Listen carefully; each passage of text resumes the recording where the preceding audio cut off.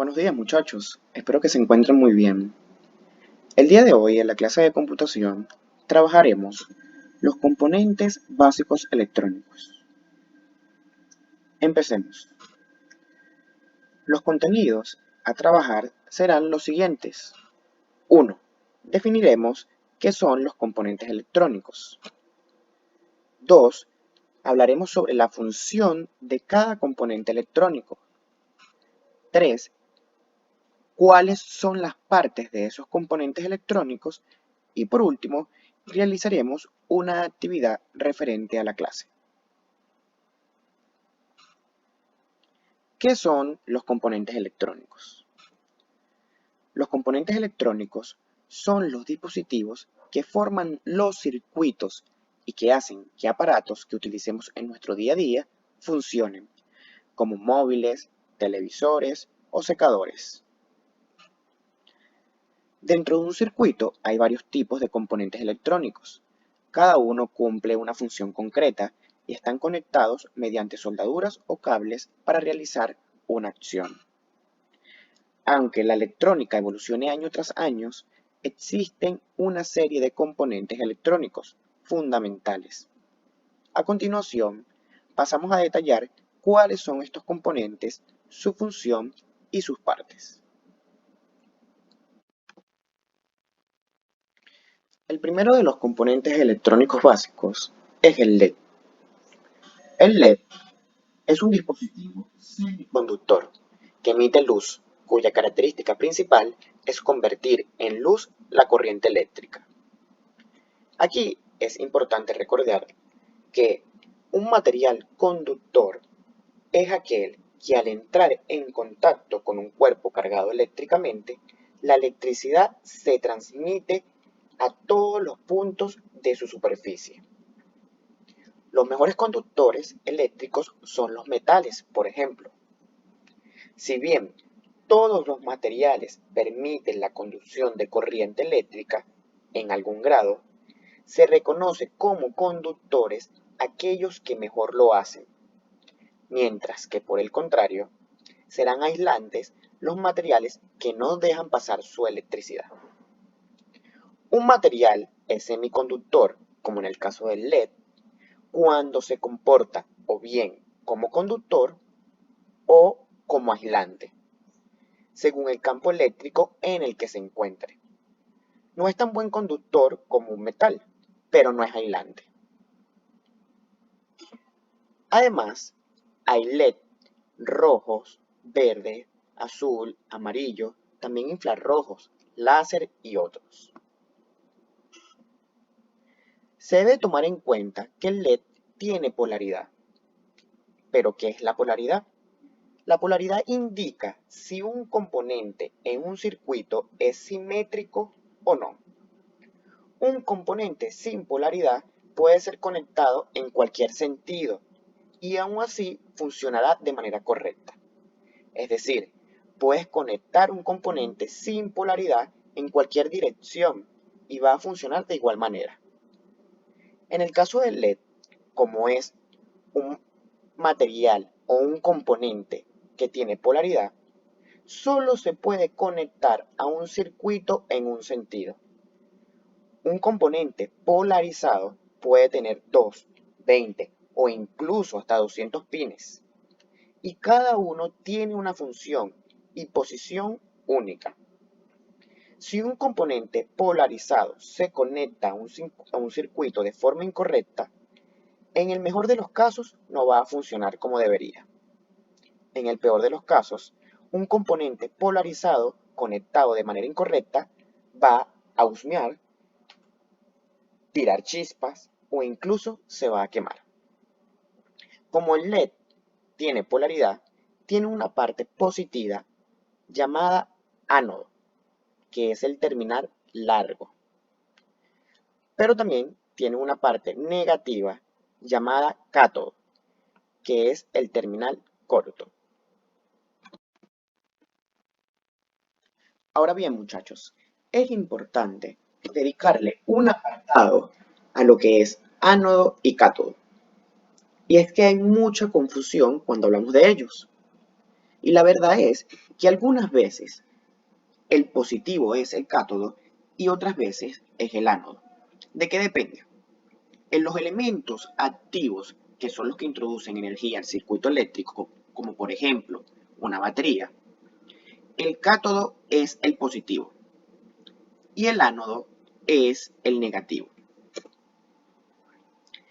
El cátodo sería entonces por donde sale la corriente y el ánodo sería entonces por donde entra la corriente. En cambio, en los elementos pasivos, que son aquellos que extraen la energía del circuito,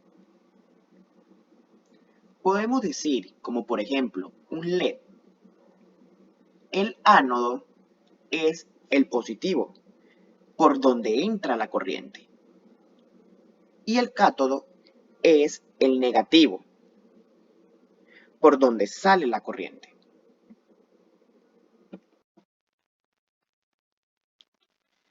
Es el turno ahora de hablar del segundo componente básico, que es la resistencia.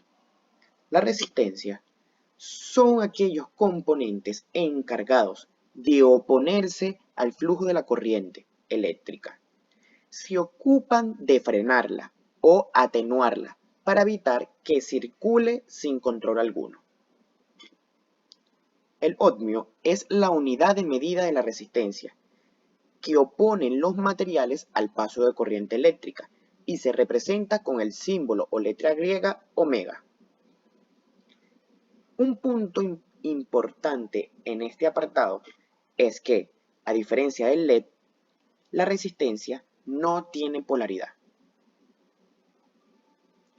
Para conocer de cuánta cantidad de ohmios es una resistencia, se puede saber con la combinación de colores que tiene utilizando una tabla. Veamos un ejemplo. En este ejemplo tenemos la siguiente resistencia. Esta resistencia que vemos aquí es de 200 kiloohms. La forma de leer su valor es la siguiente. La primera y segunda banda corresponden a dígitos del 0 al 9. En este caso, el rojo es 2 y el negro es 0. Luego, la tercera banda corresponde a un multiplicador para evitar la necesidad de poner muchas bandas negras para representar valores grandes. En este caso, la banda amarilla significa que hay que multiplicar por 10.000. Entonces, 20 por 10.000 nos da 200.000 ohms, lo que es lo mismo a 200 kiloohms. La última banda que vemos aquí corresponde a la tolerancia. En este caso es de 5%. La tolerancia de una resistencia eléctrica es el valor óhmico que nos dice qué tanto en porcentaje puede variar el valor de la resistencia. O sea, este se define como el campo comprendido entre el valor máximo y mínimo de su valor indicado por el fabricante. En este caso, tenemos una resistencia de 200.000 ohms con una tolerancia de 5%, lo cual indica que la misma puede tener un valor entre 190.000 ohms o 210.000 ohms.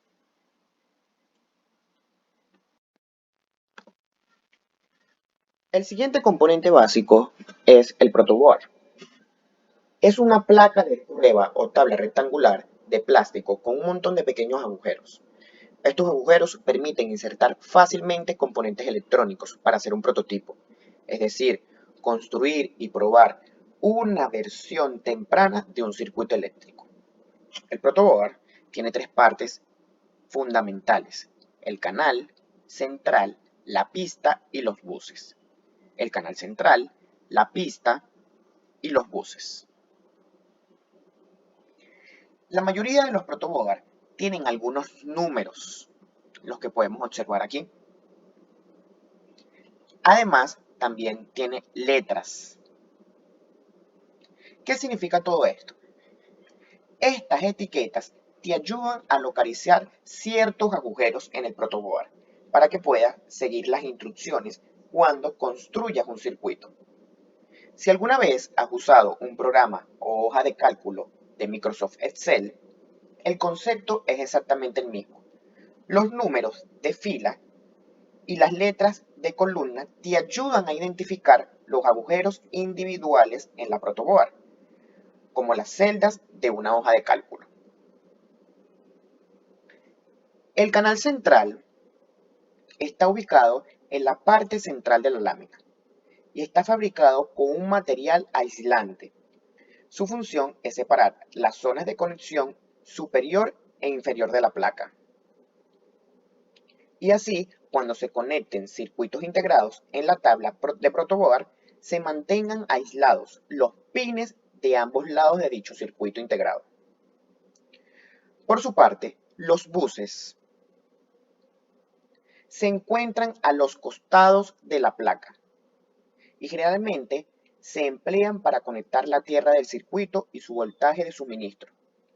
Los buses generalmente se indican con franjas negras o azules para marcar el bus de tierra y franjas rojas para marcar el bus de voltaje positivo. El resto de los orificios de la protoboard pertenecen a las pistas. Las pistas están separadas por filas de orificios conectadas eléctricamente entre sí. Cada fila indicada con números y cada columna indicada con letras.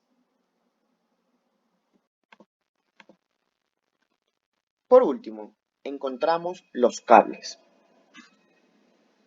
Un cable es un material que permite fácilmente el paso de la corriente eléctrica por él, o lo que es lo mismo, el paso de los electrones.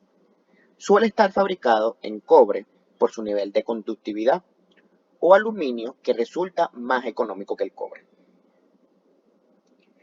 En más de una ocasión, seguro que has tenido un cable eléctrico entre tus manos, ya fuese por una avería, una reforma o una mejora. Por eso es importante tener claras las principales partes que forman estos cables. Las partes que forman un cable son conductor eléctrico, compuesto por uno o varios hilos. Se encarga, como su nombre indica, de conducir la corriente. Aislamiento. Recubre el anterior elemento para evitar cualquier tipo de peligro. Capa de relleno o malla, situada entre el conductor y el aislamiento, para mantener la forma circular del hilo o hilos que forman al primero. Y por último, encontramos la cubierta, que protege la primera parte de factores externos, como el sol, la lluvia, el calor, entre otros. Ahora bien, muchachos, la actividad a realizar es la siguiente. Según lo estudiado acerca de las resistencias, escribe el valor de cada una. La segunda actividad consiste en esta sopa de letras, según la clase de introducción a la programación de Arduino, encontrar la mayor cantidad de palabras posibles. Muchachos, espero que esta clase le haya sido productiva. Nos vemos la semana que viene para conversar sobre estas actividades y seguir avanzando en nuestras clases de computación. Chao, chao. Nos vemos en una próxima oportunidad.